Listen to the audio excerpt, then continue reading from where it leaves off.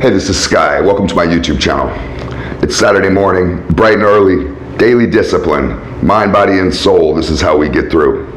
Go check out my website at skyazrael.com. Let's get into today's topic. I want to talk about how to get over trauma in the past. I talk about this a lot because it's an issue that I go through. I'm constantly figuring out ways that I can get over my past. I've had a particularly chaotic past and I'm trying to put it in order.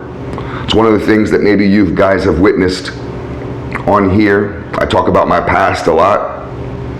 In some ways to entertain people, but also to put it in order for myself. When we have problems with the past, when we feel like our past is torturing us, there's these events that haunt us, it's typically because we haven't really put them in order. We haven't understood them properly.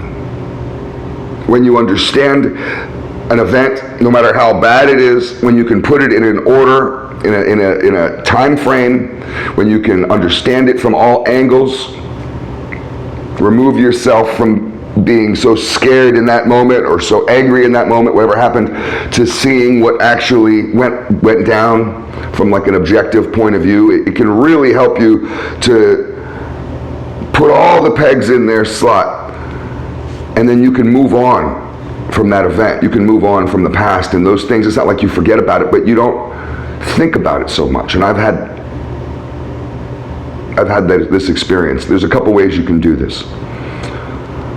You can write or you can make videos. I've done both. You've watched many of my videos from the past, where I just sit and tell a story about my past.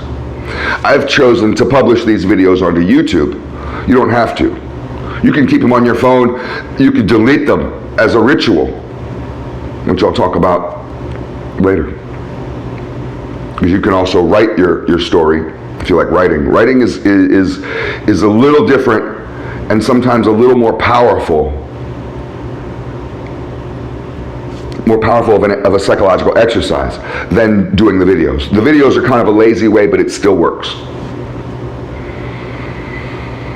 Jordan Peterson talks about this, and he has what he calls, I think it's the self-authoring program, and that's just his trademarked little term that he's selling this program with. And I don't mean to dog Jordan Peterson. I love that guy. I watch a lot of his stuff. I think I've watched most everything he's done.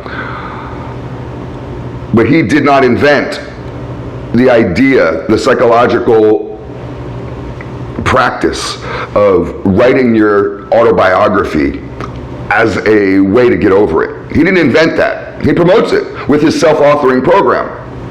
And he's got where you write your future and you write your past. This is very sophisticated stuff. And it works. That's why he does this. It works.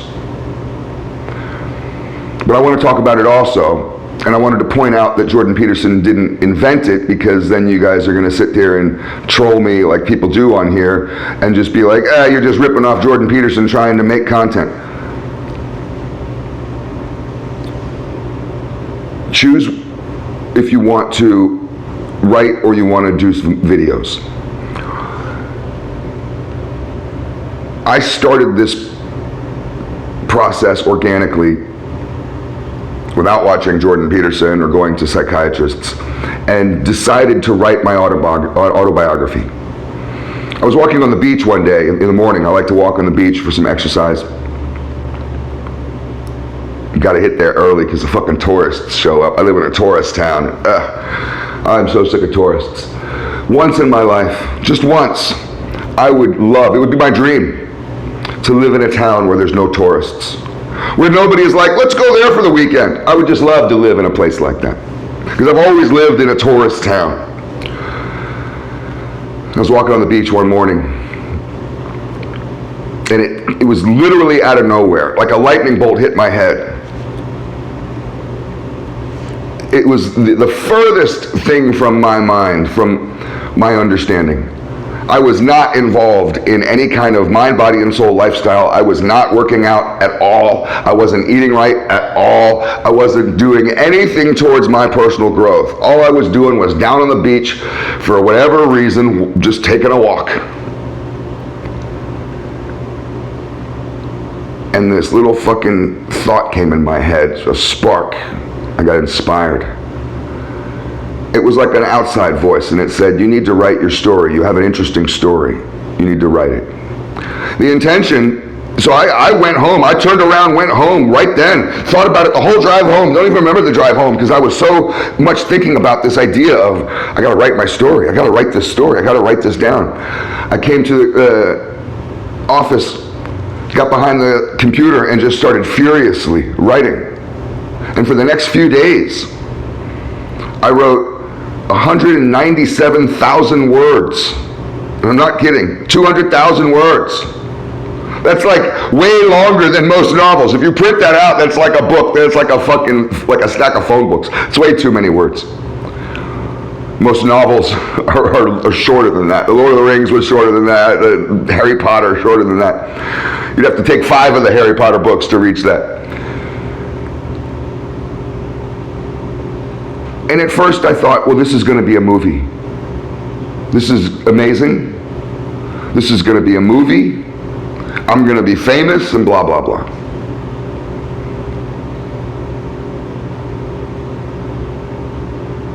But I started to read it back because you got to do a second draft.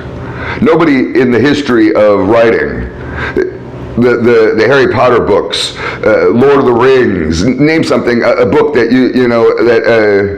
The Great Gatsby, the Flying Karamazov Brothers, I don't know, think of a book that you've ever heard of. None of them were written in one draft. None of them. None of them.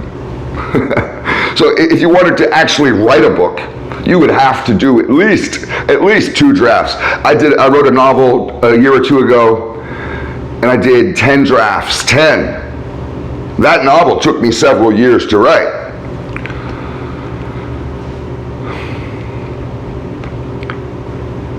And as I was reading back my document, this sloppy written, I don't know how to write anything, but everything is spelled wrong. You know, they have that little red line if you have like a Microsoft Word program, and if you spell a word wrong, there's like a little red line under it to show you that it's wrong. Every single word other than like and the, every word had a red line under it. My grammar was terrible.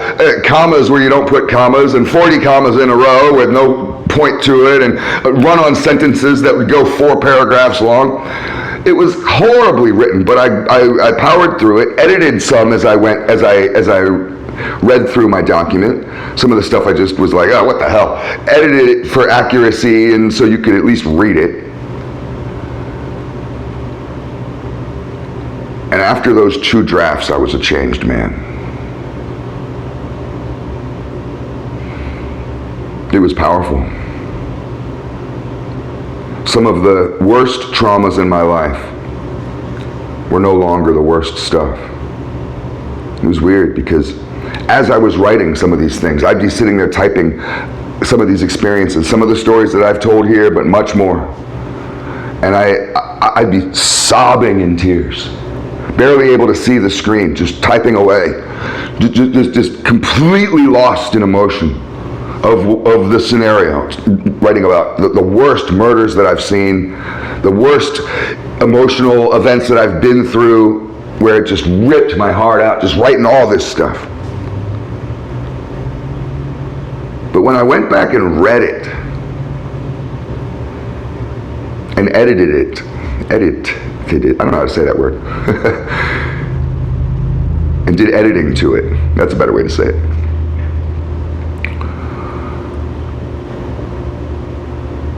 It changed me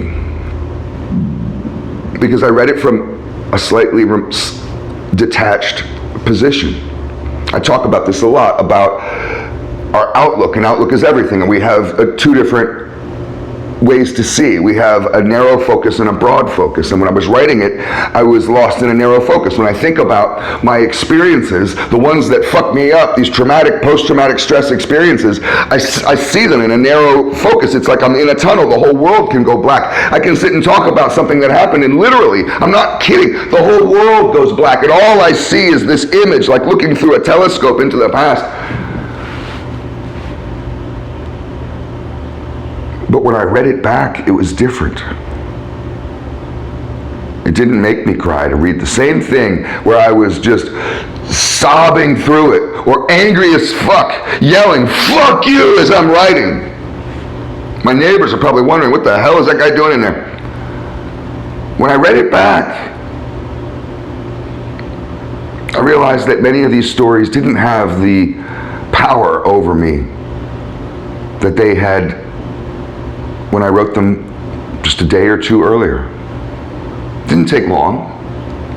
All it took was putting everything in a timeline, and with just some minor editing, putting things in place, all of a sudden this story that felt so chaotic was in order, and experiences that felt so unique, maybe I could realize that aren't so unique in the overall story of mankind. I'm not the only one who's ever been left for dead. I'm not the only one who's ever been in some of these experiences.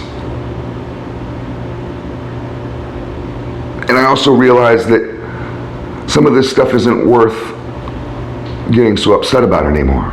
So it happened. You survived. Get over it. That doesn't mean you forgive. When you survive something, when you survive, sure, you got something fucked up happened. You got shot, but you survived. The bullet's no longer there. They took it out. You have a scar. You survived. You're stronger now. That was a long time ago. It was traumatic. I know people that have been shot multiple times. It doesn't have to fuck you up. So you got dumped. You got left at the altar. She took the house and the kids, and it made you homeless. That's pretty much worst case scenario, right? That's terrible. I had something very similar happen to me, minus the kids.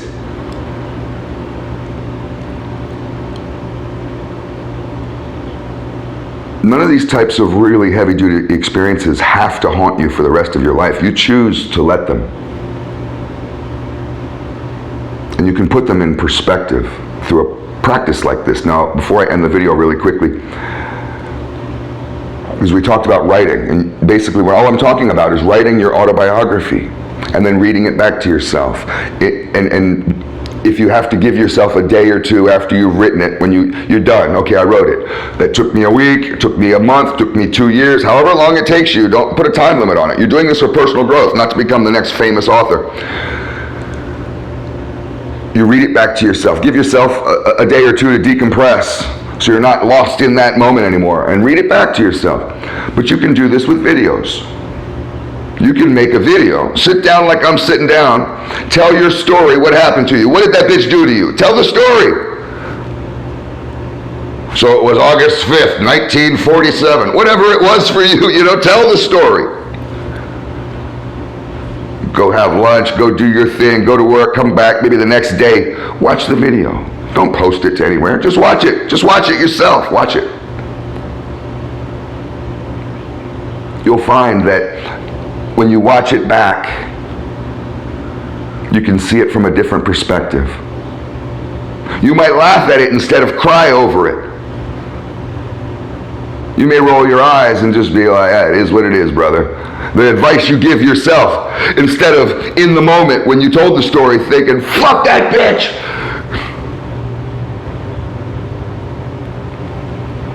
The final aspect to this, I know this video is going long. There's a practice called writing and burning. You can write your autobiography, write your story, write a story, and then as a therapeutic process, you burn it. Set it on fire, burn it. Try not to burn your house down. Go in the backyard or some shit.